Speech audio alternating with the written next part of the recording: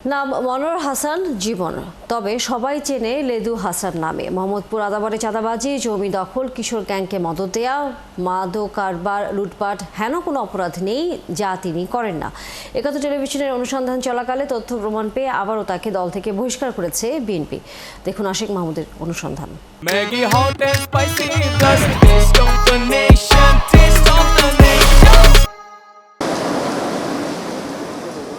মোহাম্মদপুরের চন্দ্রিমা হাউজিংয়ে এই পৈতৃক সম্পত্তিতে ভবন নির্মাণের কাজ শুরু করে সোলাইমান ও তার ভাইরা।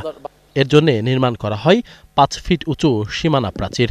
তবে গত ১৬ সেপ্টেম্বর রাতে দলবল নিয়ে শ্রমিকদের মারধর করে সব ভেঙে গুঁড়িয়ে দিয়েছে সন্ত্রাসীরা।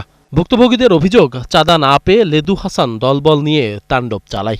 এই লেদু হাসান এবং তার সাঙ্গপাঙ্গরা, লেদু হাসান, আশরাফ খান, এই বিপ্লব, এরপর সোহেল, কাউন্টার সোহেল, এই সমস্ত লোকজন এরা সেখানে ভাঙচুর করে হুমকি দামকি দেয় এবং চাঁদা দাবি করে। আমার কাছে এমন একটা মেসেজ আছে, ওই পলিটিক্যাল এক রক্তের বন্যা ভাষা দিব, এই কথা বলছে, রক্তের বন্যা ভাষা দিব এখানে কেউ বলে। এটা লেদু হাসানের বক্তব্য। এটা এখনও এই সময়ে যদি ফেসিস্ট নাই, কিন্তু এরপরও যদি বিএনপি বা কোনো রাজনৈতিক দলের পক্ষ থেকে তার ব্যবহার করে, অসহায় লোকদের উপরে হয়রানি করে, অত্যাচার করে, তা আমাদের যাওয়ার কোনো জায়গা থাকে না।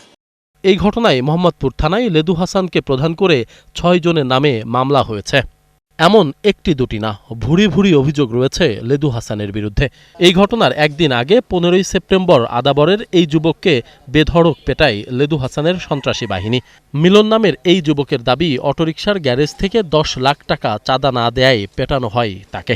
১০ লাখ টাকা চাঁদা দিতে হবে এবং গ্যারেজ থেকে সাপ্তাহিক একটা খরচ দিতে হবে।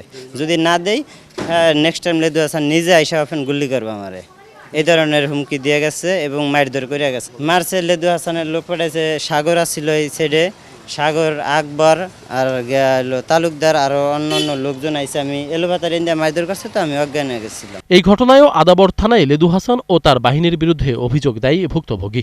যদিও অজ্ঞাত কারণে পুলিশ মামলা থেকে লেদু হাসানের নাম বাদ দিয়েছে।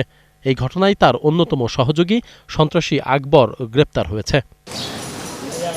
পরিচয় গোপন রাখার শর্তে স্থানীয়রা জানায়, কবজিকাটা আনোয়ার ও এক্সেল বাবু গ্রেপ্তার হওয়ার পর তাদের সন্ত্রাসী বাহিনীকে সুরক্ষা দিচ্ছে লেদু হাসান। কিশোর গ্যাং সদস্যদের দিয়ে করছে চাঁদাবাজি, জমি দখল, লুটপাট সহ নানা অপকর্ম। লেদু হাসান ভাই বলছে, যারে খুশি তাকে মারো। মোল্লা মুরাদ বলছে, খালিকো বাবা কথাবার্তা বুঝবে লেদু হাসান ভাই। এক্সেল বাবু কবজিকাটা আনোয়ারকে শেল্টার দিত।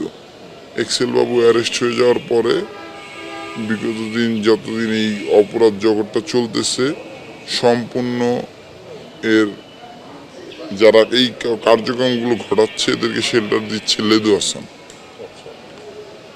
এখন আমরা তো মনে করেন জনসমক্ষে এইভাবে বলতে পারি না বিষয়গুলো।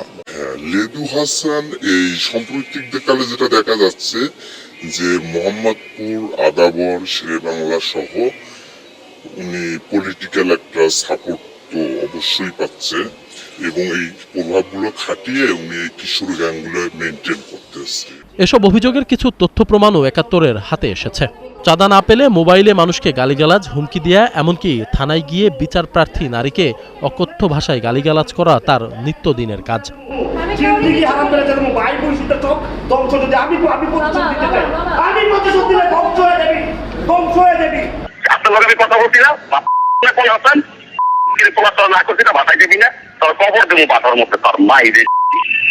আচ্ছা,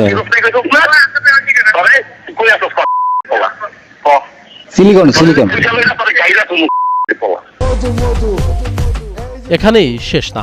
গত বছরের ৫ আগস্ট আওয়ামী লীগ সরকার পতনের পর মোহাম্মদপুরের এক সচিবের বাসা থেকে টাকা ও স্বর্ণালংকার লুটের ঘটনায় এই লেদু হাসান জড়িত বলে অভিযোগ রয়েছে।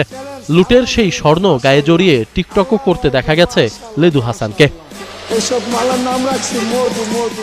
এই কারণে তাকে আদাবর থানা বিএনপির পদ থেকে বহিষ্কার করা হয়। তবে সেই আদেশ বেশিদিন স্থায়ী হয়নি। যুগ্ম আহ্বায়কের পদ ফিরে পেয়ে আবারও বেপরোয়া হয়ে উঠেছে লেদু হাসান।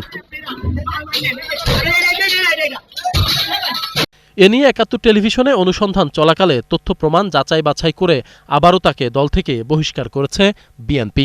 মনোয়ার হাসান জীবনের যেই অভিযোগ আমার কাছে এসছে, ইতিমধ্যে আমি আপনার সামনেই আমি আমার যে দপ্তরের দায়িত্বপ্রাপ্ত রয়েছেন তাকে বলে দিয়েছি যে বহিষ্কারের আদেশ দেওয়ার জন্য, এবং তার প্রাথমিক সদস্য পদ সহ তাকে বহিষ্কার করা হলো।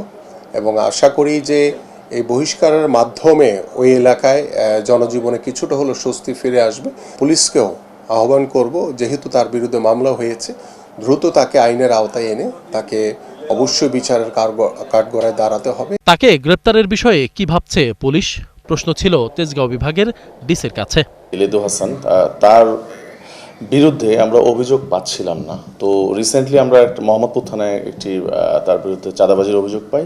তাৎক্ষণিক আমরা তার বিরুদ্ধে মামলা নিই এবং মামলা নেওয়ার পরেই কিন্তু সে এলাকা থেকে গা ঢাকা দিয়েছে। আমাদের ডিএমপির থানা পুলিশের পাশাপাশি ডিবি পুলিশ, সেই সাথে র্যাব, বাংলাদেশ সেনাবাহিনী সবাই কিন্তু এই মামলায় যে আসামিরা রয়েছেন এই আসামিদের কিন্তু ধরার জন্য বিভিন্ন জায়গায় একাধিকবার অভিযান পরিচালিত করেছেন। তো আমরা আসামিগুলো আইনের আওতায় আনার চেষ্টা অব্যাহত রেখেছি। লেদু হাসান ছাড়াও আদাবর মোহাম্মদপুরের সব সন্ত্রাসীদের গ্রেপ্তার করে কঠিন শাস্তি নিশ্চিতের দাবি স্থানীয়দের। আশিক মাহমুদ, ৭১, ঢাকা।